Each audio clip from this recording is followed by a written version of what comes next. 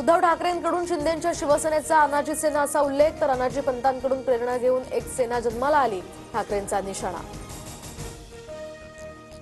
मुंबई गोवा महामार्गालगत आता कोट्यवधींचा डांबर घोटाळा झाल्याचा आरोप. खड्ड्यांच्या पॅचवर्कमध्ये भ्रष्टाचार झाल्याची हायकोर्टात याचिका. याचिकेतील कंपनी मंत्री उदय सामंतांच्या वडिलांची असल्याची माहिती. वडेट्टीवारांना मुंबई उच्च न्यायालयाच्या नागपूर खंडपीठाची नोटीस, तर निवडणुकीसाठी दखल शपथपत्रावर आक्षेप. दरम्यान नारायण जांभुळे यांच्याकडून वडेट्टीवारांविरोधात याचिका.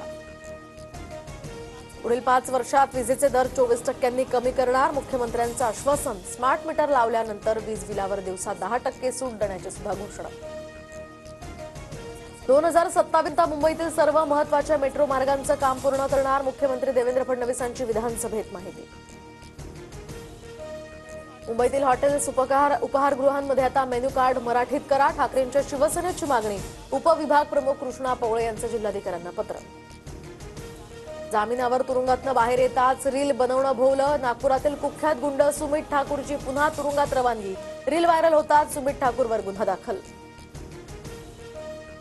राज्यातील जीबीएस बळींची संख्या आता 12वर, तर पुण्यातील ससून रुग्णालयामध्ये 38 वर्षीय रुग्णाला जीबीएसमुळे त्याचा मृत्यू. तर राज्यातील जीबीएसची रुग्णसंख्या आता 225वर. रविवारी, सोमवारी आणि मंगळवारी मुंबईसह ठाणे, रायगड, रत्नागिरी जिल्ह्यामध्ये उष्णतेच्या लाटेचा इशारा. तापमान वाढ पुढील काही दिवस कायम राहण्याचाही अंदाज. कसारा स्थानकामध्ये आज आणि उद्या मेगा ब्लॉक, तर उड्डाणपुलाची तुळई उभारणीसाठी विशेष वाहतूक ब्लॉक. मध्य रेल्वेच्या वेळापत्रकावर काहीसा परिणाम होणार. मध्य आणि पश्चिम रेल्वेवर उद्या मेगा ब्लॉक. माटुंगा ते मुलुंड दरम्यान लोकल धीम्या मार्गावर वळवल्या जाणार.